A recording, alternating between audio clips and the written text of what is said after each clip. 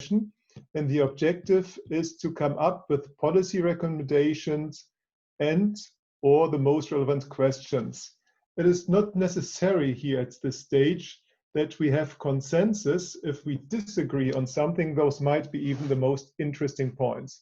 So this is the objective of today. And I will most likely come back on those issues because I want to have, would like to have a result for the end. So much for the objective. Secondly, the rules. We are a relatively small group. Apart from the 3 people who organized the session, we are only 7 more. So I suggest that you just jump in and you don't need to signal. We are so few people, just jump in if this is okay with you and contribute in the debate. In case we have too much excitement, too many people jumping at the same time, I will channel it a little bit. But I think everyone is now well accustomed to those web meetings and we will not run into any problems. And the next point that is very important, I might lead back to the key issues because, as I said, we have to look at policy recommendations or identify open issues. And I would like to come back to this all the time so that we have a conclusion at the end. And at the very end, I would like to have a short introduction for everyone here, of everyone in this small virtual room, because we are all together only 10 people. So I think this is feasible, so that everyone introduce themselves with just 1 sentence. And then we can also test if audio and possibly video are working. So my name is Gerald Kendler. I work for Amprion. Amprion is an RGI member and I lead the asset management. And within that, of course, even for electricity, as electricity TSO, gas issue is very important. Okay, Louis, do you want to continue? Yes, thank you, Gerald. I'm Louis Watin. I'm the Deputy Director of the System Development in ENTSOG. We are dealing with the scenarios and the TONDP that you may know. So I will give you a brief introduction on the green gases because I guess people here are more familiar with electricity, and hopefully that will feed into the discussions for you to have a better overview of also the gas aspects. Thank you. Okay, Anna? Hello, everybody. Good afternoon. My name is Ana Severino. I'm from Portugal, and I work on the financial area of GGND, which is an holding that aggregates 9 DSOs in Portugal, so distributing natural gas. And we are also involved in some pilots regarding hydrogen.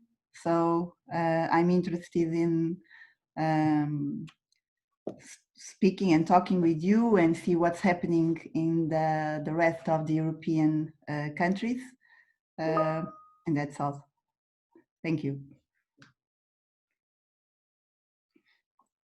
Maximilian, can you go next?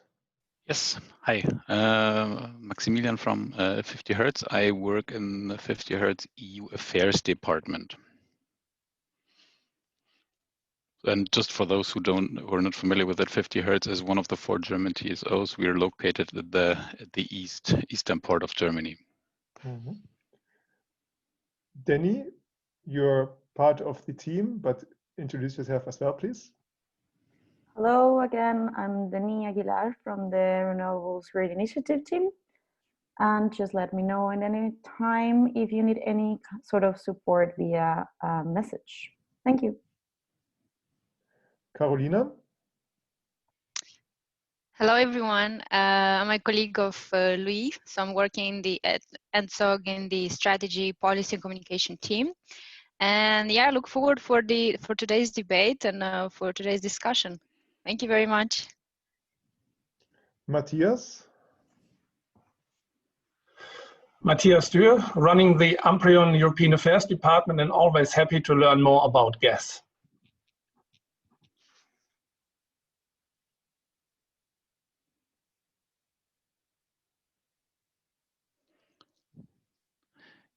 Gerald, I think you're on mute still. Oh, Marius, please. Hello, Mario Strecker. I'm working for TenneT Germany, and I'm based in Bayreuth. I work for the Political Affairs Department. And Nadine, please. Hi, I'm Nadine from the DUH, a German NGO. I'm the deputy head of the Energy and Climate Department. I worked a long time on electricity, so nets and grids. And so I'm coming more and more to the idea we have to put them all together so gas and electricity is more common, and what kind of infrastructure will we have in the future? Thank you. Fatou?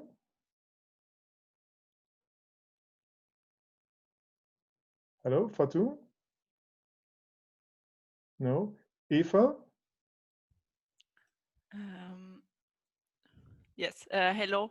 I'm Eva Schmidt from German Watch. I'm team leader German European Climate Policy, and I'm looking forward to this session. And last, Pedro. Hello, I'm Pedro Castro. I'm speaking from Portugal, and I'm working at EDP and utility. So I'm also interested in this topic as well. Thank you.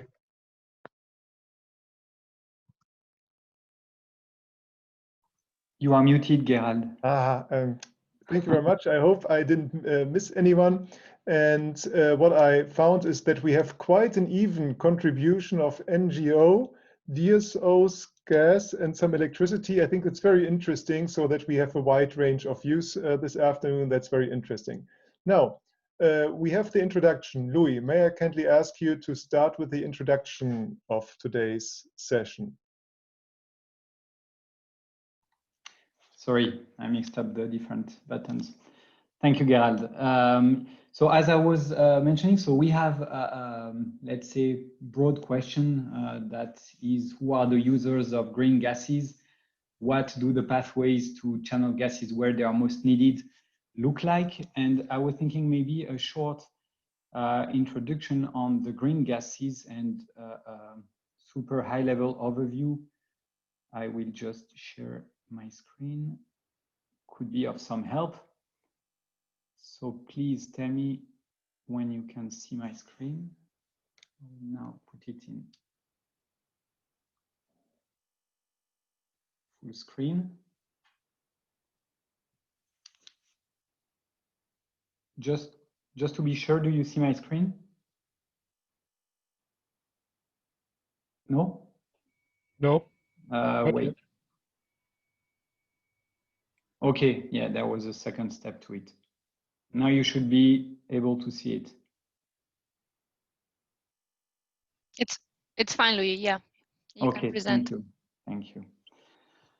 So here, just I will just okay. I don't know how to do this. That's no problem. Just to mention that gas systems and electricity systems are quite different in the way they behave, the way they are operated. And I would like to say that in most cases, they are quite complementary in the sense they have very different behaviors, but usually one is can pretty much well support the other.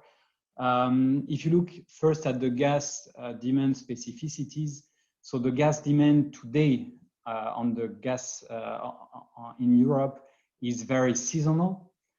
So you can see that this graph here, where the orange line is the gas demand and the electricity line, the electricity demand is the blue line. So that's one of the particularity, because it's very sensitive to demand. We have a lot of demand for heating, and therefore in winter the gas demand is like 3 times as high as in the summer.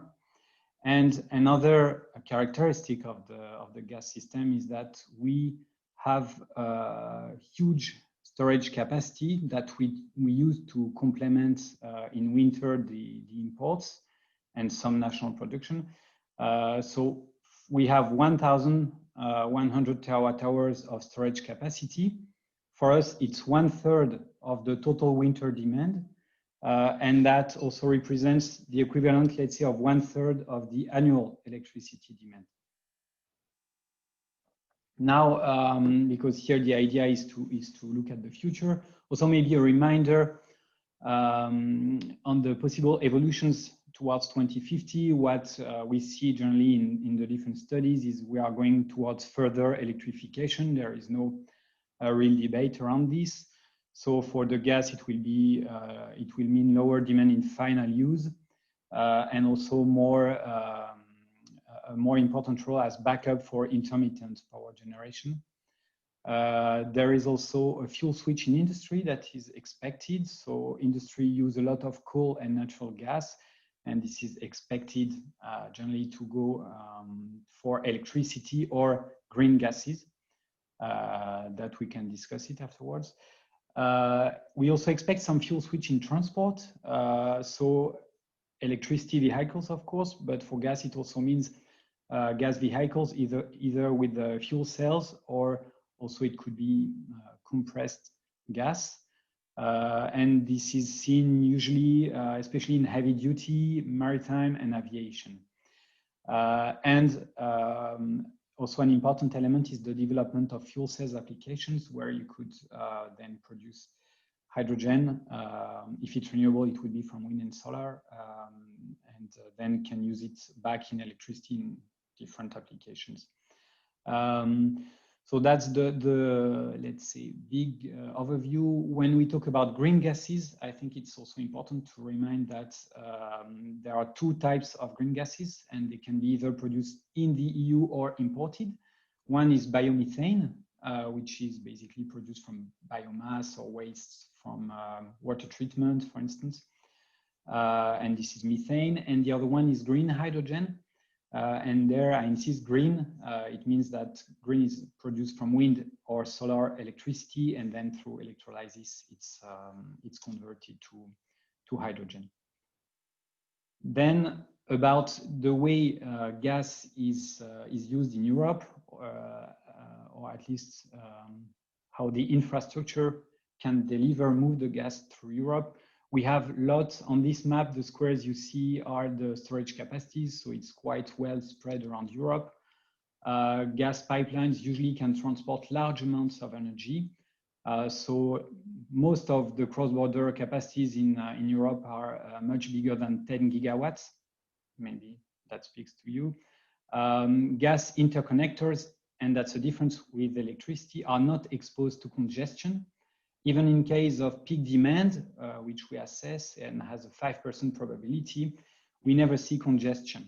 To see congestion, you need to combine it with some very significant supply disruption. But in the everyday life, there is no congestion.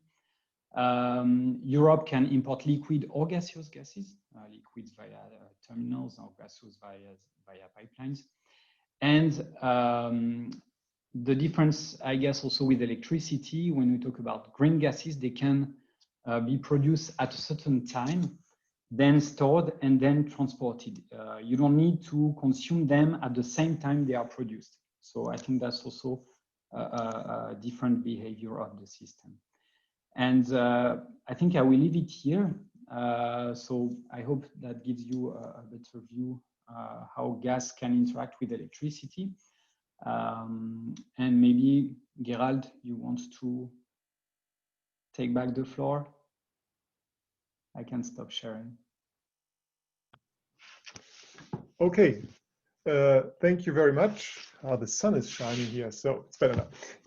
There's sun outside, hard to believe on those gloomy days. Anyhow, now thank you very much, Louis, for your introduction. I think you raised several key issues. For me, as being an electric engineer and coming from a TSO, of course, the storage capacity and the flexibility of the gas system is just fantastic. I mean, this is something that we do not have, and that we really envy you. And on the other hand, we have in the electricity system, you have this huge potential of renewable generation.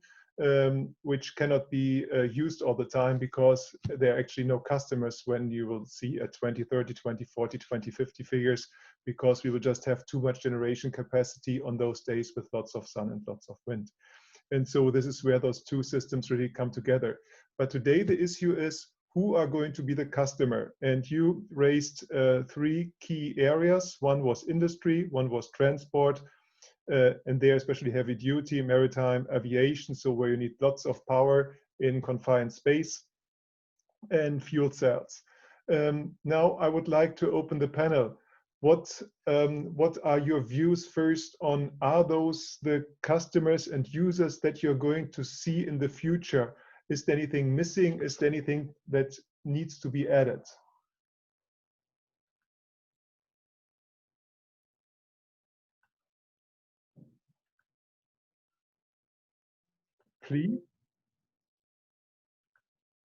Please just jump in.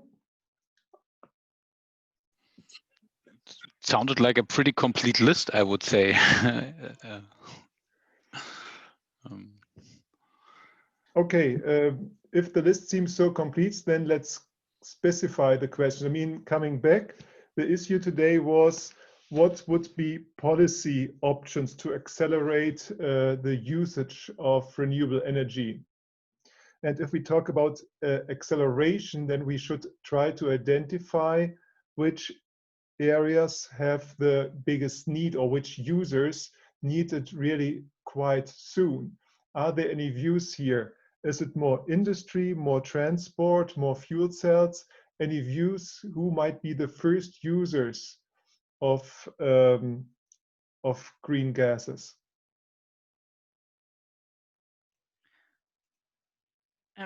Before we answer here, maybe can I just ask quickly the fuel cells application? What type of application would that be? Maybe I just missed it because fuel cells is super general. So which sector and what purpose, basically? Thank you.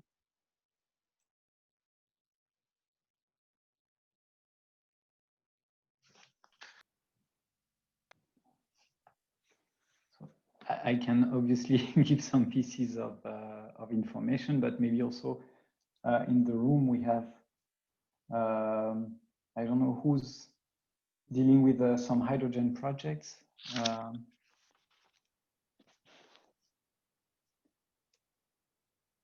So maybe, yeah, so what I could add, what we see, if I am focusing now on hydrogen, which is one of the gases. What we've seen recently with the hydrogen strategy in Europe, for instance, is that the demand is expected to develop more locally. So that could be one element that you may agree or not with. And if it develops locally, of course, then that will be linked to the different applications. Why would you create a hydrogen valley? Would it be because you have a lot of industry that are energy intensive consumers, or because it's close to where you can produce the hydrogen and then it's more supply oriented? And then fuel cells, the use of the fuel cells is you can carry energy in small devices. So that could be used for transportation, for instance. That could also, and that I don't know, maybe my electricity colleagues know better, could also be same use as for a battery, for instance. Different technology, but basically the principle is the same, except that you feed it with hydrogen. So there is a conversion step in the middle. Okay. Because I raised the question, but then because the list was, as Gerald just summed up, basically industry, transport and fuel cells. But what you just said is basically fuel cells would also go into industry and transport sector. So sector-wise, it would be only industry and transport. And then fuel cells is a technical conversion device, basically. I just want to clarify where in the discussion we are, because that confused me. And maybe you agree now that, so the question would be who are the users of green gases? It would be the industry sector and transport sector. and then specific subsector of that, which we don't go into detail at the moment. Is that correct? Well, my point is the fuel cells is a technology, and then it's. I mean, I can say what we have in our different scenarios, but yeah, then it's also interesting to see what is your view. How would you see it would be more relevant to use it? Because basically, you could say that anybody using gas today could use renewable gas in the future. The constraint will be more on the supply side. So if you go for electrification, part of the wind and solar capacities will be dedicated for producing electricity, of course, and then less will be left for producing gas, for instance. So you would say, I need to prioritize certain areas. I mean, that's just an idea, but please speak up. I would like to prioritize some areas where maybe renewable gases should be used first, because we think in the long term that will remain.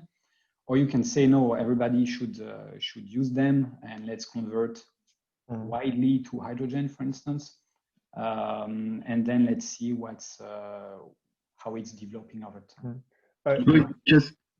Well, I agree to the main sectors, but just one thought, for example, what transport is concerned. Yeah, at the moment, everybody, when it's about the use of hydrogen for fuel cells, talks only about lorries, yeah, trucks, and so on. Yeah, maybe railway systems, but couldn't it be also thinkable that really cars use fuel cells more if, for example, electrolyzers do not only work on large scale, but on small scale? For example, Gerald knows it in North Rhine-Westphalia. There's an entrepreneur now starting to build small electrolyzers, yeah, for household uses. So the idea is just, okay, I've got my PV on the roof, and I can produce my own hydrogen then for my fuel cell car. Then it would change our view on the transport sector. That's what I mean. Yeah.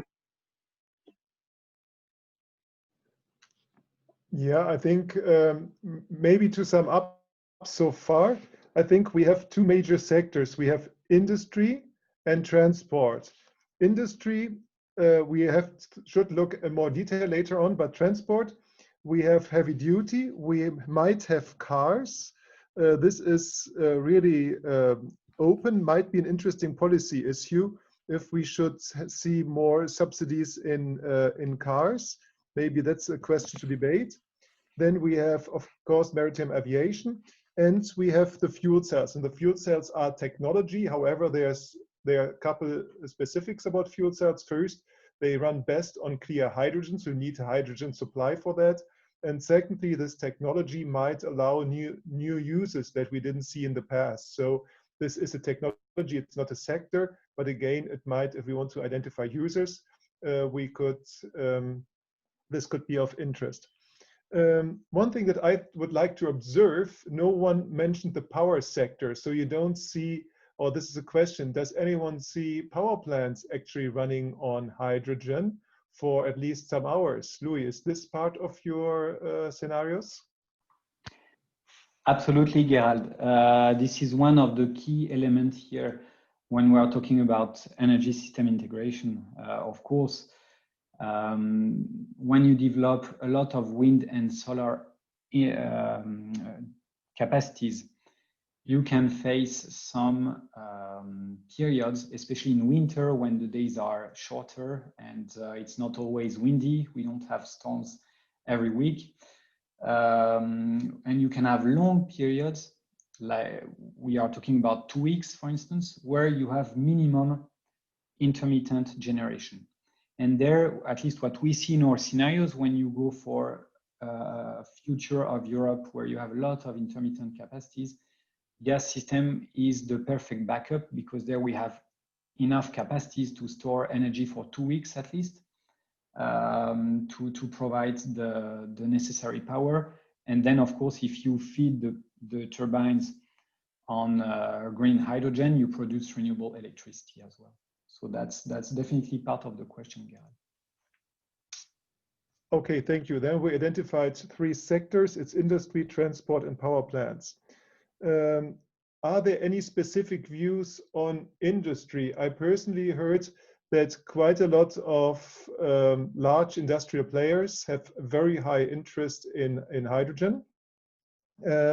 But I don't see it so much on the short run. I think they are going steadily there, but they need a lot of hydrogen and they need some time. Are there any views on the industry sector here?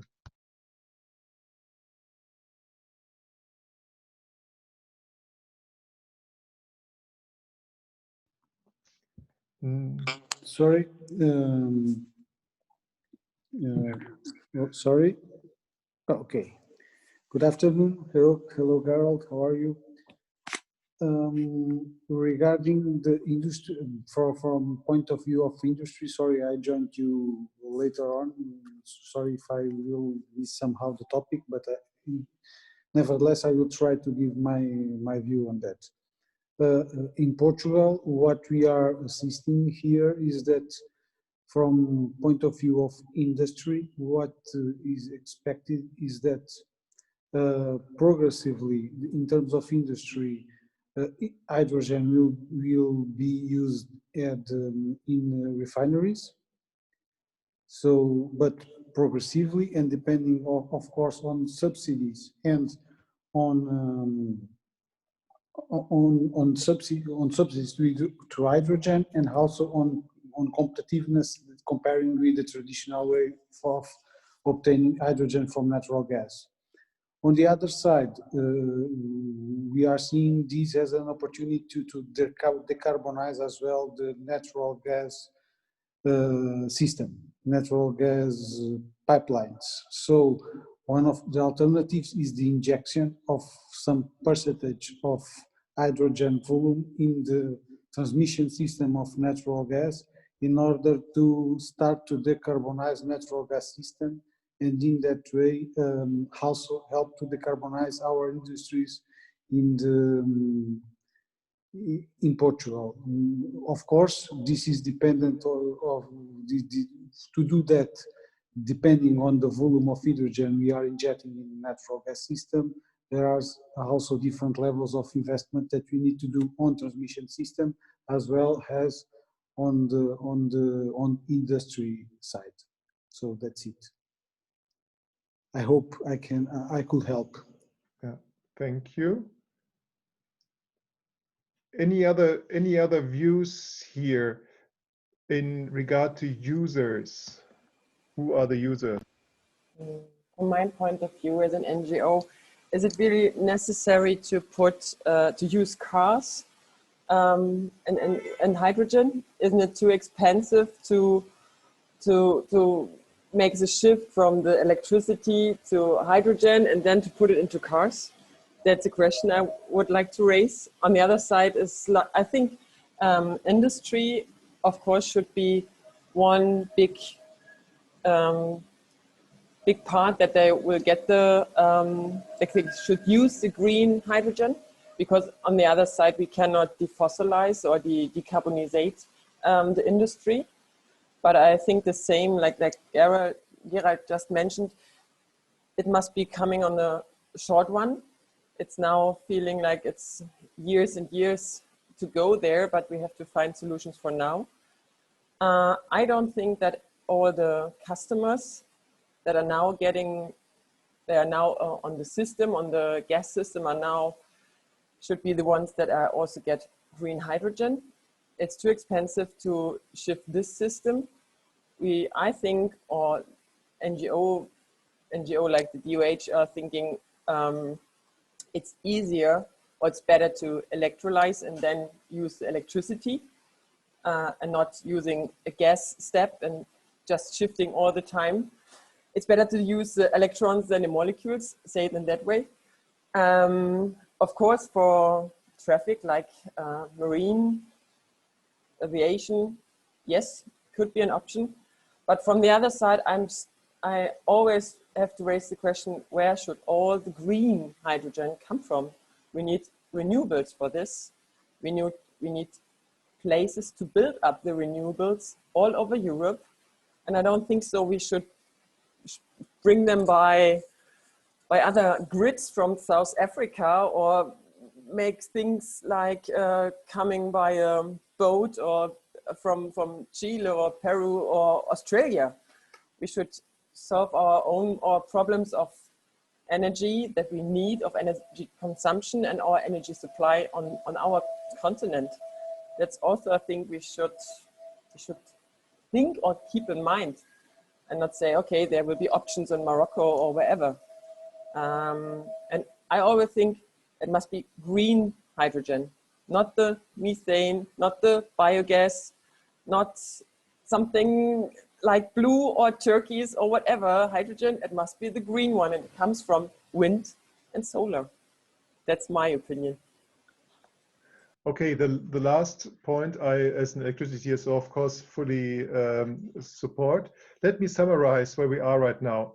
I think Nadine made a very clear statement: electricity first, especially in regard to efficiency. I mean, going from gas to electricity to gas, electricity is not that efficient. But on the other hand, you have to take two things into account. One is storage, because the electric system doesn't have enough storage, and the flexibility that gas can provide. And then we come to the, again, to the sectors question. We're talking here about users and customers, and we have to go to users and customers first. And I'm going to stick on that issue here. And then we have, of course, the other side. Can we supply actually the green gas in that amount needed? Those are the questions. But first, I would like to come back who are going to be the users. From what I learned so far here, is my feeling, is that we should especially go to users where there's no alternative first. I mean, for example, with cars, you have electricity, you have hydrogen, there are alternatives, but with some refineries or so, there are no real alternatives for chemical industry. And so the question is, where should we start? And now I would like to make a vote. If everyone could turn their video on, then we could make a vote with hand signs. And because otherwise we're not going to get anywhere. And here, please, everyone participate on this vote.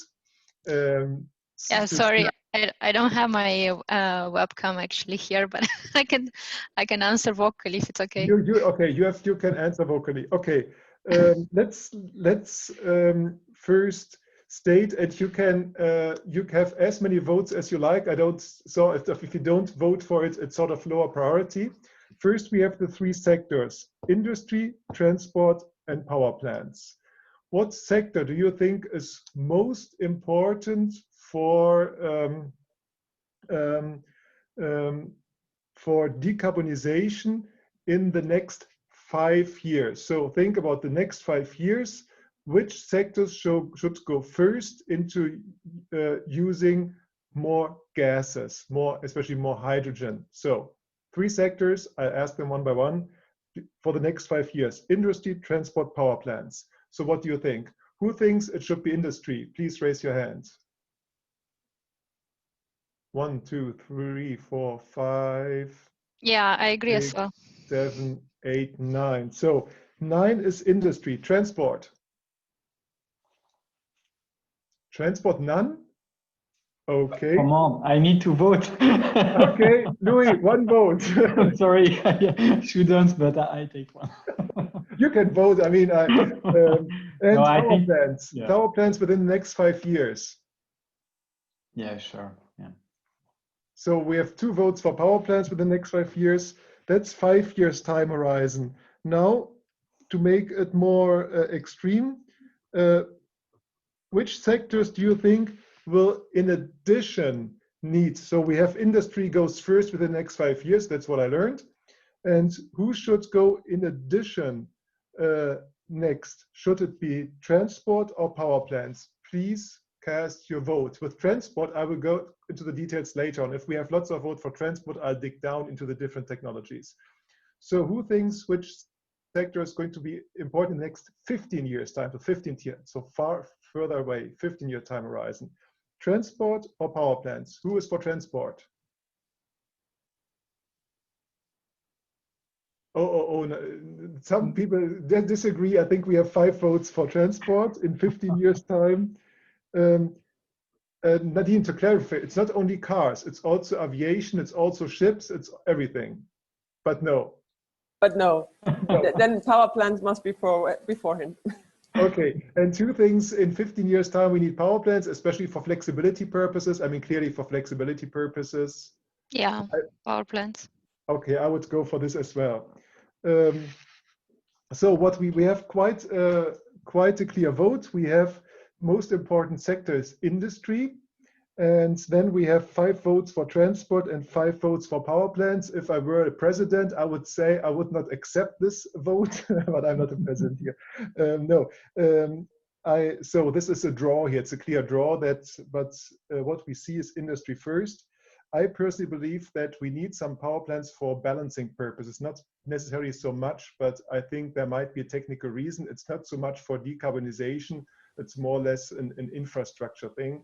But Gerald, for these power plants, that should be also come in the next 5 years, you think? Or isn't there 15, enough? 15. Okay, 15, okay. 15. So industry first in the next 5 years, and then in the next 15 years, power plants for flexibility and things. Okay, just to clarify. That's my view, yeah. That's all I think. But here the view is also in 15 years time, we will see lots of transport running on that. But what kind of transport? Is it then cars, or is it marine? Is it aviation? What are the other things? That's what we are going into the vote right now. So we have now the following possibility for votes. I will give the following options. I will give trains in areas where we don't have electrification. There are several projects in Germany running right now. I will have trucks, heavy-duty trucks, and we will have also our beloved cars. And then we have maritime and aviation. And again, cast your vote for what is most important for you.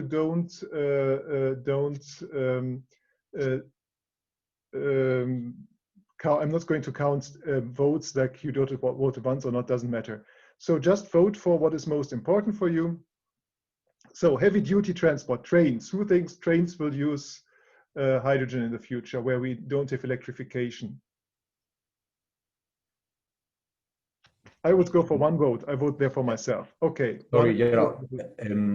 What's the time lapse you're thinking about? 15 years. We said 15 years because transport is 15 years in the future. So sorry for not saying this. 15 years. So 1 vote for trains.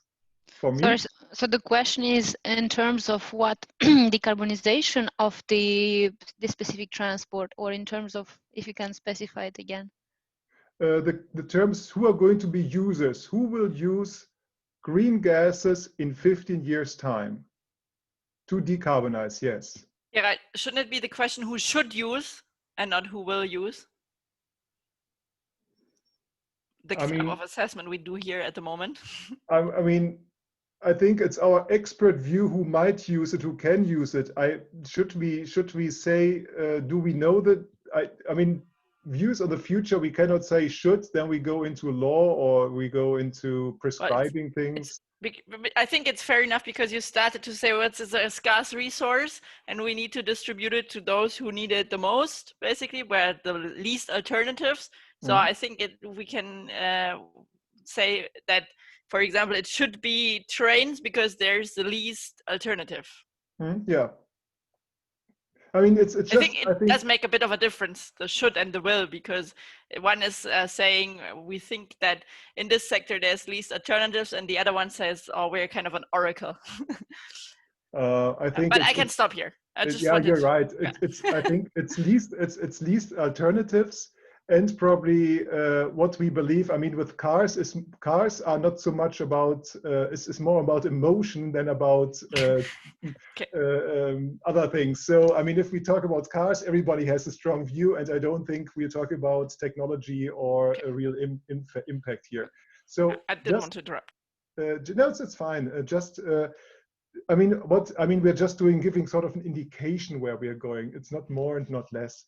But trains, very few. Do you believe trucks will, in 15 years' time, run mostly on hydrogen or a big portion on hydrogen? Any votes for trucks? Yeah, me too. I need to vote. 6 votes. Okay. Do we think cars, especially large luxury cars for long distances, will run on hydrogen in 15 years' time? Sorry, this was not a unusual question. This is recorded, isn't it? Oh, nice. Do you think large trucks for long distance, large cars, personal cars for long distances will run on H2, on gas in 15 years' time? Any views? Who agrees? Yeah. 2 votes for cars. Okay. Then maritime, big ships run on gas. Likewise. 8, 9.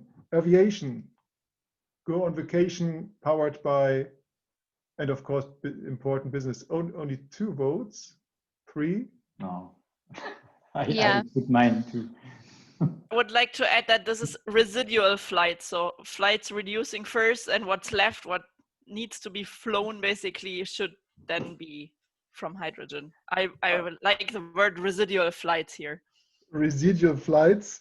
Efficiency first on every step. No, I think that's like residual load, you know, residual flights. That's a fair statement. I wonder if this term will find it into EC legislation. Anyhow,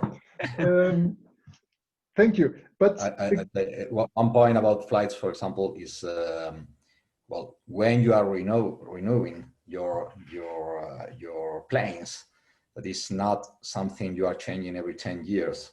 Mm-hmm. So probably that's a key point that we have to put there in the discussion.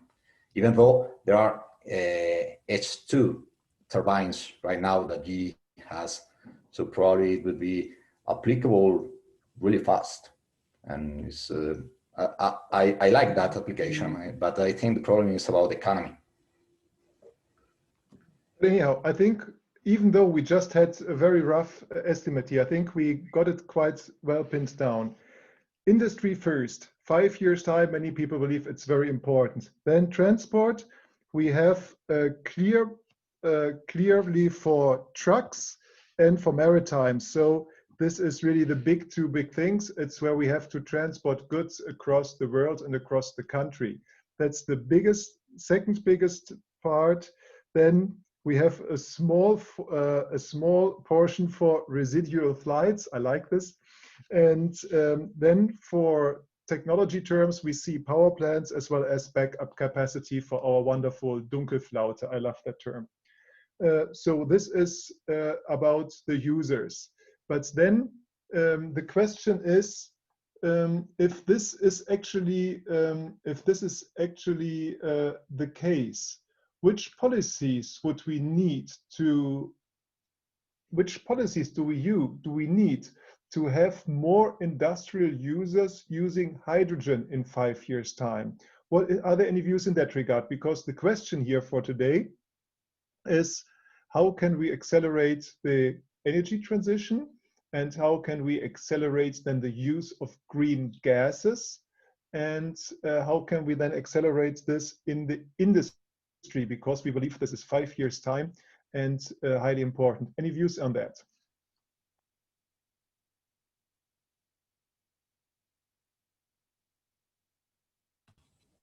Well, I think that the first thing is to establish a clear carbon emissions measure of the products, and starting on that, you can go further and make some pressure on every kind of industry that want to operate or to sell their products in Europe.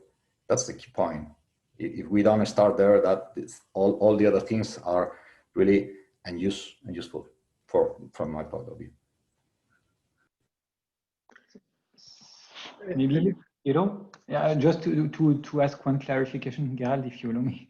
Thierry, when you say carbon emission measures, are you more thinking about strong regulation that you should not emit so much CO2 emissions, or are you more thinking about market, let's say, market tools such as the ETS and using also the guarantees of origin? Well, I think that they are really correlated in the sense that you can have an effective market whenever it has a money value, and that money value you can only put it on the table whenever you are regulating and you are saying to the final product or to the industry that cost, that your product will be more cost or will have a higher cost if you are producing so much CO2. So whenever you regulate production and final prices, taxes, so I'm not a policymaker, then you will have an effective market, an effective CO2 market. If not, you can say you are putting there a CO2 market and it will be a kid's play. I don't think, as it's now, I don't think it will really operate and will be something in our minds as consumers, as producers, as NGOs. That's my vision. Thank you. So I will go more into detail of this issue a little later. First, I will ask, do you see any other proposals? So the first proposal is to look at carbon emissions of products, either more by regulation or by market tools. I'll dig into that a little deeper later on. Are there any other things you can think of on how we could motivate the industry to use more green gases to decarbonize faster?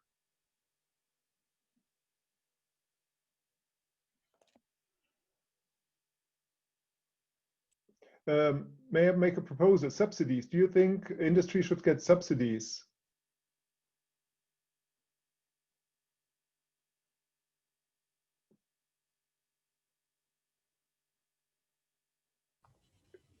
Okay. Can you hear me? Yeah. Yeah, because my Zoom is not really working properly. Carbon pricing, is that included in the first point about the carbon? I'm not sure about. I will dig into that later. Yeah. Okay. I think so. Okay. And now we are about the subsidies for industry. I would say it depends. Under certain circumstances, I would say yes. What kind of circumstances can you specify? That it's a sustainable use, maybe related to monopolies that, yeah, I'm not completely firm in how I would formulate it at this moment, but maybe industries like the chemical industry. So it's a lot about industrial policy then. If it's like the chemical industry where strategic industries that are lost for Europe basically because they go elsewhere, I would prioritize those and make a case for subsidies in specific industries. But yeah, it would be a bit of a case-to-case decision, and also with players who maybe have applications that would challenge monopolies, existing monopolies, so to reduce entry barriers for so an economic argument, basically. Okay, so we have carbon emission. We go into this later. Subsidies. Anything else that you might find? Another thing that could be is marketing, you know, sort of to have a greener image and sell things by greener image. Is this sufficient, or is this an important aspect?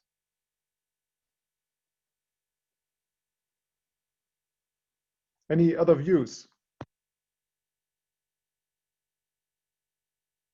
I don't think that's a sufficient aspect.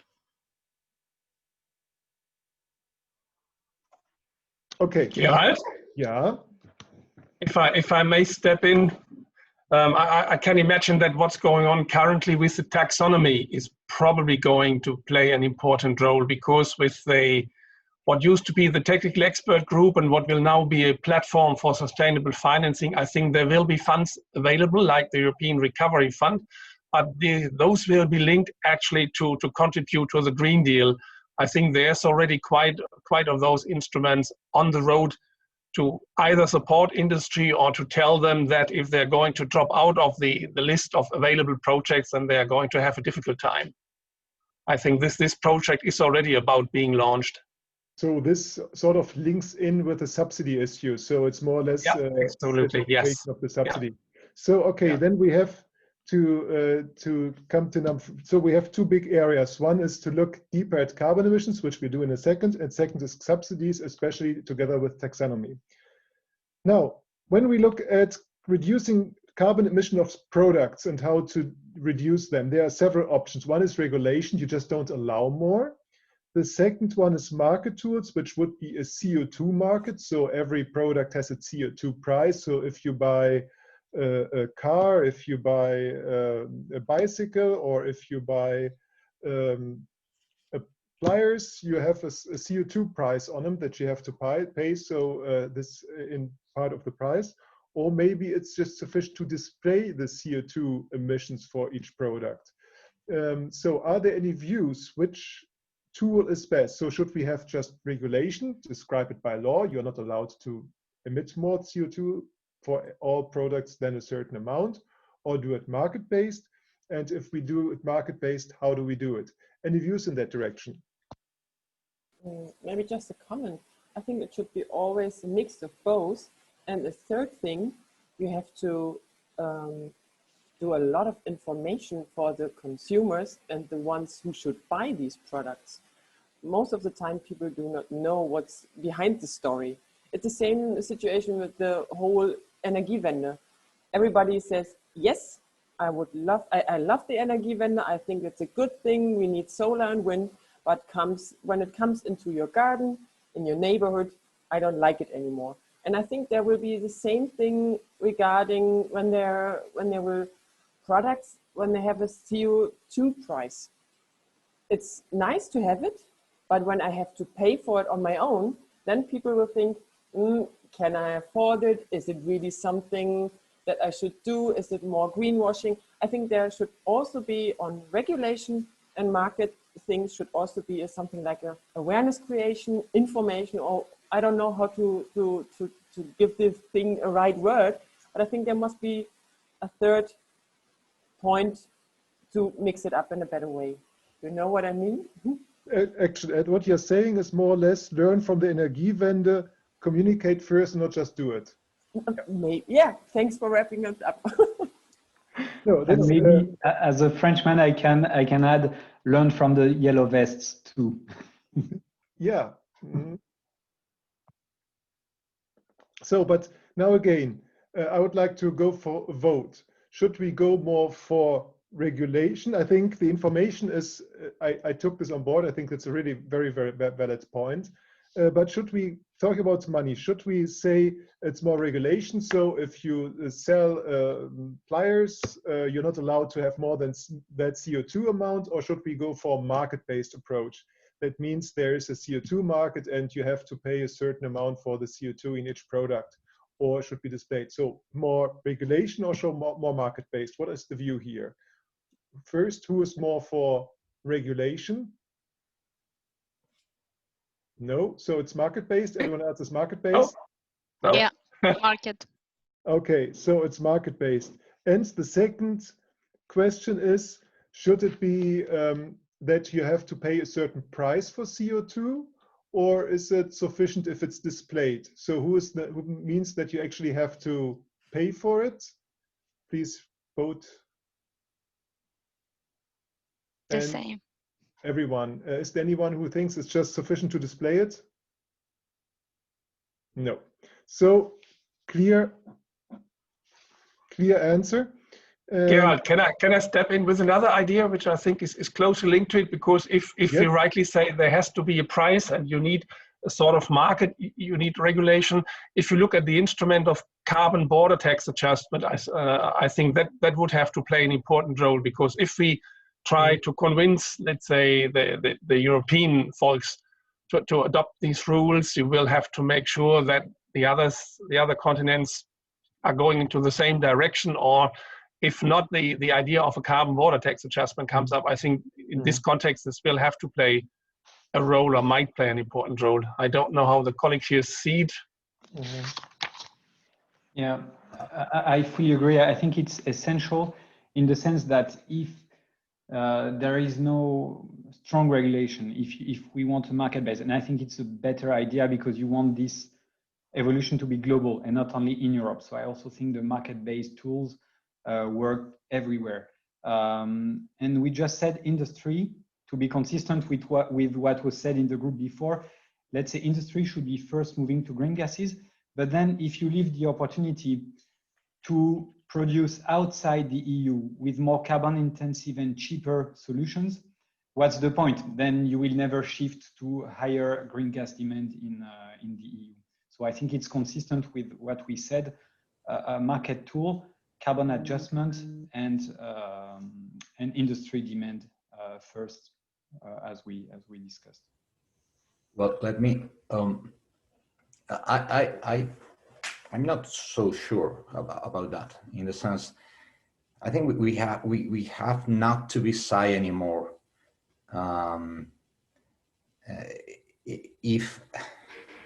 Okay, you can produce out of the European Union with a higher carbon print, but you can, in that case, you cannot sell in the European Union. Is everybody really in the position to renounce to sell into the European Union? I like to just to put an example. For example, in the International Maritime Organization, the IMO, there is probably most of you know the regulation about the low emissions zones that are more or less spread all around the world, and it came into action at the beginning of this year, and you have to have your ships with low emissions in those areas that are more or less spread around the world. Not everybody signed that IMO 2020. China didn't, but China imposed those restrictions in their main ports, in their main harbors. Why? Because those ships have to go into the other ports. So you have to comply with that.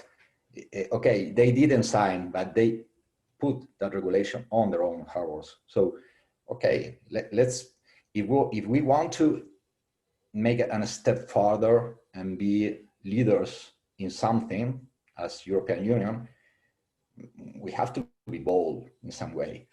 If we continue to play this, okay, but if they do, if they don't, at the end of the day, we are in the middle of nothing. Sorry, we are in the middle of nothing. China will be always cheaper, and the US is or have that pro-entrepreneurship policies and economy, and will be there in the middle of nothing, just looking at ourselves, saying, "Oh, we are cool. Yeah, we are cool." Okay, and that's all. May I summarize? I know I'm provocative, sorry, but I'm trying to bridge the debate.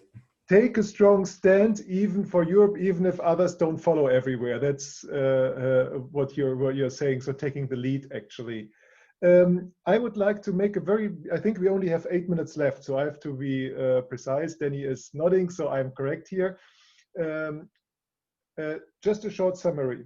First, electricity first. Efficiency and storage flexibility are the big issues. Sector, industry, and in transport also everything that's related to transport of goods, heavy trucks and maritime, and of course the residual flights. And then we see a certain amount of power plants for the Dunkelflaut for system reasons.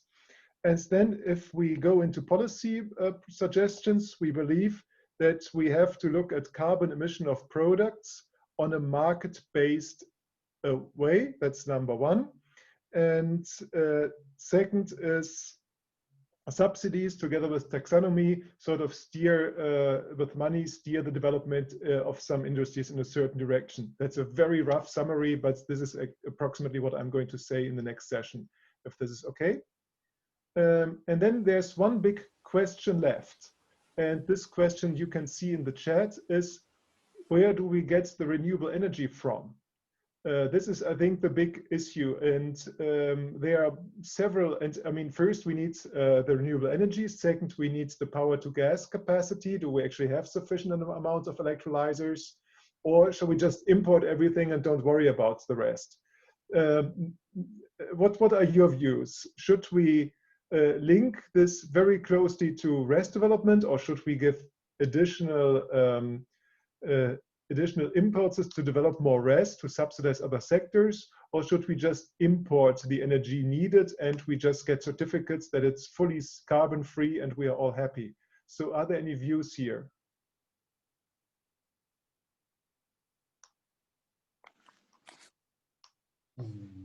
Well, from my point of view, and I think as it was already mentioned here this afternoon, I think we should give priority to our own resources and of course take advantage for our renewable potential in order to maximize the production of this green energy. That's my perspective. I think, is there anyone who disagrees to that statement? No. Then question number 2, should we subsidize electrolyzers so that we get the capacity up and running fast?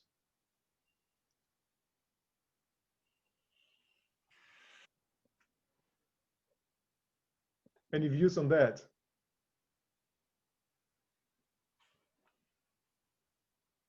It's a difficult question.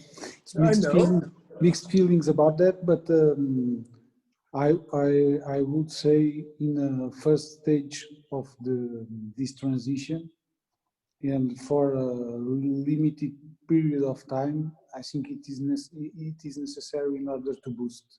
If we want to have this in the 5 years we talked a few minutes ago, I think probably it's necessary. But well, it's always a tricky issue. Mm-hmm. I mean, there are several concepts. First, you can have, of course, market-based electrolyzers, which is very difficult with subsidies because then whoever comes last has a problem or it doesn't get subsidies. On the other hand, it's a developing technology, so the second electrolyzers are always going to be quite a bit cheaper than the one before. So this is a problem. And then there's the problem of open access to those electrolyzers. Should it be regulated or not regulated?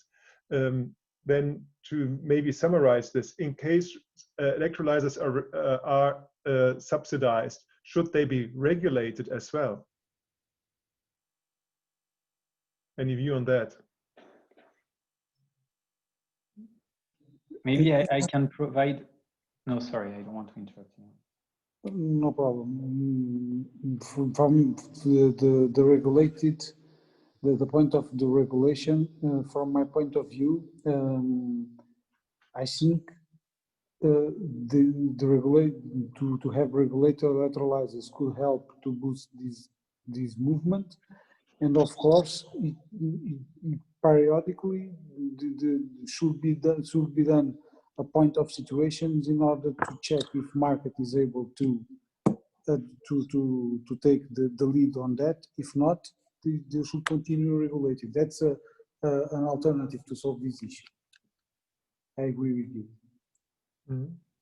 Any other views here?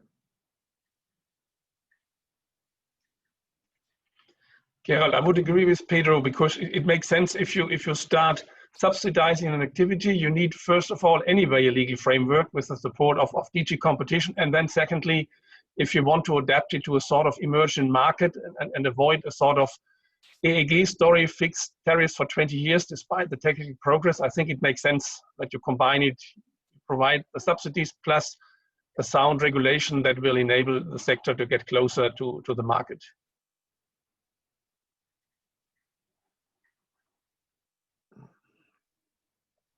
Okay, we have two more minutes. So what I would state here is, in regard to RES, I think imports are of lower priority. Higher priority is using the EU resources best, the EU renewable resources.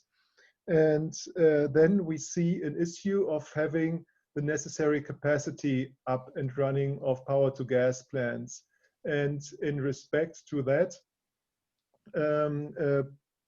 there's the view that regulated subsidies could be an option, but then we need some sort of regulation in regard to that should be further developed. Another question here, if we talk about H2, do we believe it should be fully green? I mean, I personally do, so, but are there any other views? So I believe it should only be used with renewable electricity that is sort of surplus, that cannot be otherwise integrated into the system, either due constraints of infrastructure or because there are not sufficient number of customers there.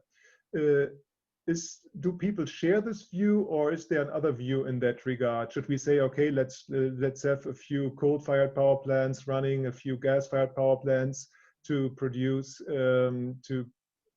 just asking to produce H2, just that we have more H2 for the transition period? And any views on that? If I may, just from the gas perspective, I think renewable should be first on the list. I think no one really questions that. But what we see is that if you want to go fully renewables, because now we are talking about 2050, surplus from electricity will not be enough. What we see in our studies, you may, I mean, and we can agree, disagree, but what we see is that you may need large amounts of dedicated power to gas for producing gas, so sometimes off-grid. And if it's the case, then it's also green first, but there may be an intermediate step where the demand may not. Sorry. Oh yeah. Sorry. We have 7 more seconds. In 5 seconds, the session will end. I would just want you to say a big thank you.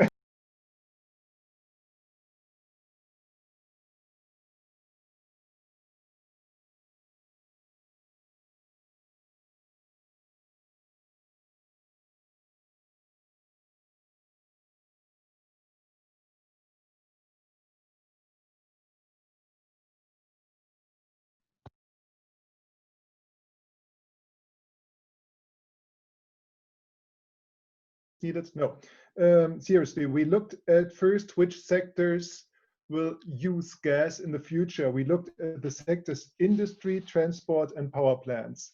We said in a short term, we should always use electricity first. That's number one. Always use electricity first, but electricity from renewables, so in any case, decarbonized. Of course, renewable. But there are 2 issues. One is storage and one is flexibility. And the gas system has such a great storage ability and offers so much flexibility. So this should complement the electricity use. And there we see industry first. In the next 5 years, we see the focus on industrial users. On a time horizon, let's say 15 years, we see also power plants used as a backup for the RES-based system.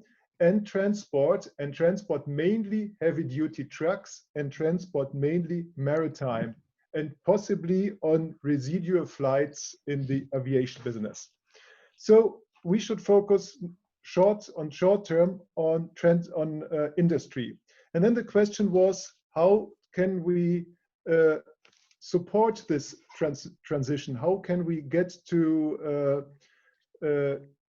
reduction of carbon emissions in the products by using more gases?